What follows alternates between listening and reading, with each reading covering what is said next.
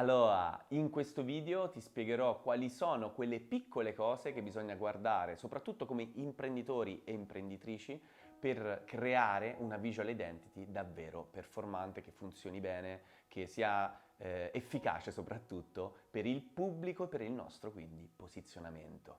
Per chi non mi conoscesse, io sono Lorenzo e sono un growth strategist, imprenditore, formatore e consulente nel campo del regenerative business e della blue economy.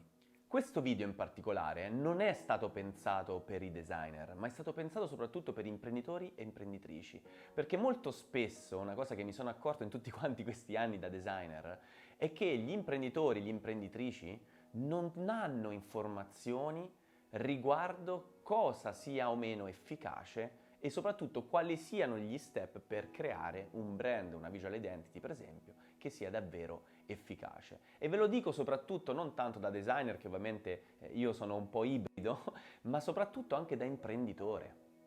Il problema molto spesso che, per dire, la prima cosa che non bisogna assolutamente fare, e poi vi spiego perché, è quella del creare, per dire, un logo che abbia come immagine un prodotto o un servizio dell'azienda. Non soltanto un logo, ma anche lo stesso nome dell'azienda. Eppure questo è l'errore che si fa più in assoluto.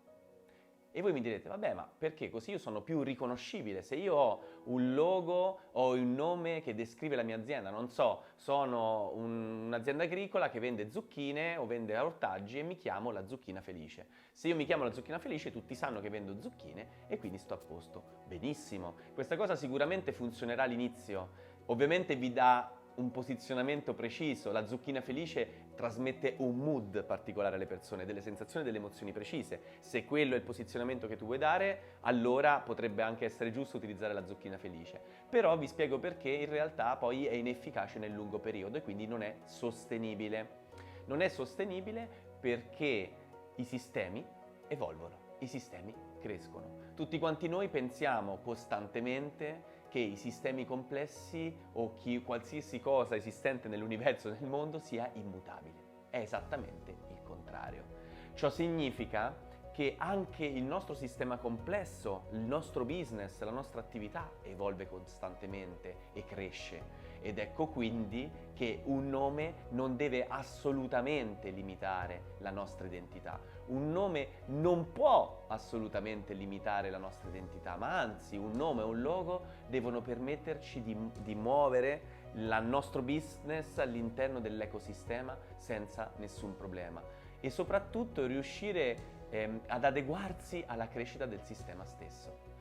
Fateci caso, esistono aziende che hanno come nome dell'azienda o logo dell'azienda un prodotto o un servizio dell'azienda stessa?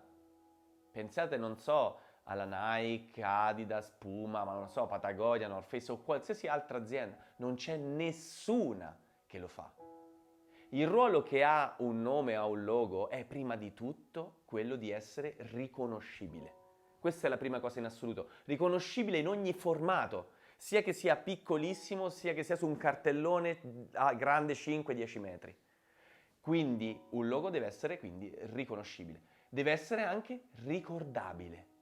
Un nome di un'azienda deve essere anche ricordabile. Quindi il nome e il logo devono essere entrambi riconoscibili e ricordabili. Sicuramente quando sono riconoscibili sono anche ricordabili.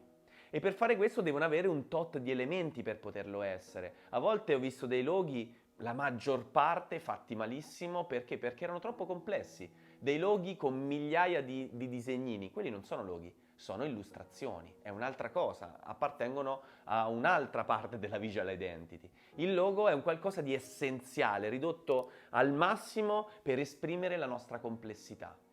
Però deve avere delle caratteristiche ben precise, non deve essere soltanto essenziale, perché diciamo troppo essenziale rischia di essere poco riconoscibile. Deve avere gli elementi giusti per poter rappresentare la nostra complessità, ma al tempo stesso essere riconoscibile. Ecco quindi che il lavoro di costruire un logo non è possibile darlo a un sito web che vende loghi a 50 euro, 100 euro a logo, ma questo lavoro deve essere dato a professionisti del settore che si sporcano le mani e lo fanno da anni e sanno soprattutto lavorare con i sistemi complessi.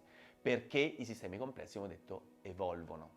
Quindi un logo deve fare cosa? Deve essere una visual identity, non soltanto un logo ovviamente, deve essere evocativa. Deve essere riconoscibile, deve essere ricordabile, ma deve essere evocativa. Deve evocare delle sensazioni precise del brand, deve poter esprimere al massimo quelli che sono i valori, quello che è il posizionamento, ma non solo, la complessità del brand. La Nike, ora è un esempio qualsiasi, potrebbe vendere anche pesce e chiamarsi Nike, potrebbe vendere, non lo so, macchinette fotografiche, potrebbe chiamarsi Nike, ma il mood che esprime è ben preciso.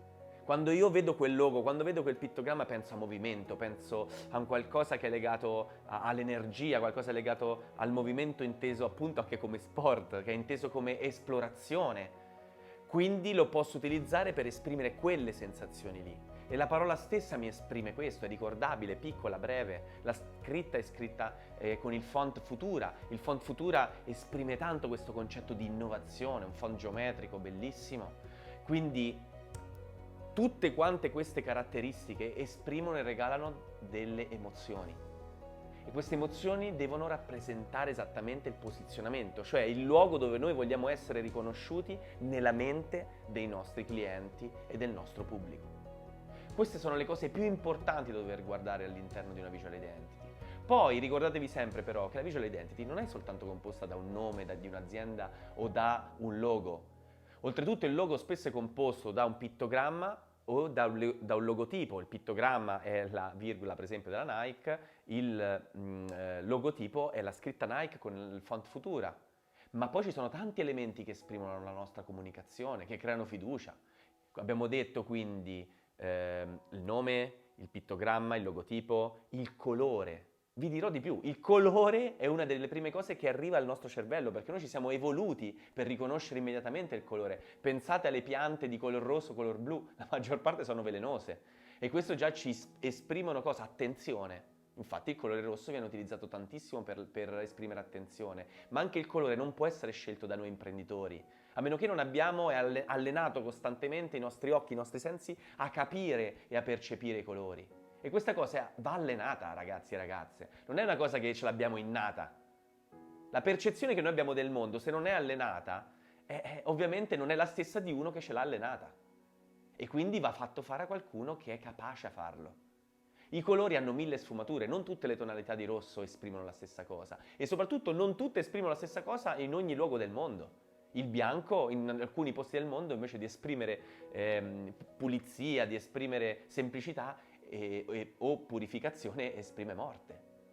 Ecco quindi che bisogna farsi aiutare. E dopo il colore ci sono le illustrazioni primarie, le illustrazioni secondarie. Invece noi siamo stati abituati purtroppo a pensare che ognuno di noi potesse fare qualsiasi cosa all'interno di un business. Invece il business bisogna delegare il nostro lavoro. Soprattutto all'inizio, quando bisogna costruire le basi solide del lavoro, bisogna delegare quelle cose che non sappiamo fare. Però per poter delegare bene alle persone giuste, dobbiamo comprendere se loro sono veramente dei professionisti in quello che loro fanno, se sono davvero bravi nel loro lavoro. Io conosco tantissime persone che non sanno fare il loro lavoro nel mio settore o in tantissimi altri settori e quindi per poterle riconoscere dobbiamo capire come imprenditori e imprenditrici quali sono quegli elementi necessari che vanno costruiti per essere efficaci, per rendere il nostro progetto un progetto di successo, il successo che noi desideriamo dalla nostra vita e dal nostro business. E gli elementi necessari di una visual identity sono soprattutto questi. Poi noi per esempio di IFE li progettiamo la maggior parte secondo la sezione aurea, quindi li progettiamo nello stesso modo in cui progetta la natura le sue forme, la maggior parte delle sue forme. E questo permette agli occhi una forma di apparire armoniosa, di apparire stabile, di apparire bella. Ecco quindi che bisogna conoscere tutte quante queste parti per creare un progetto di successo e soprattutto da cosa deriva il successo? Da osservare come ha già fatto la natura. Perché la natura, questi processi, i colori, le forme, le ha ottimizzate in miliardi di anni di evoluzione. E come voi sapete, noi non siamo altro che una delle sue più grandi strategie. Perché noi siamo biodiversità, noi siamo natura.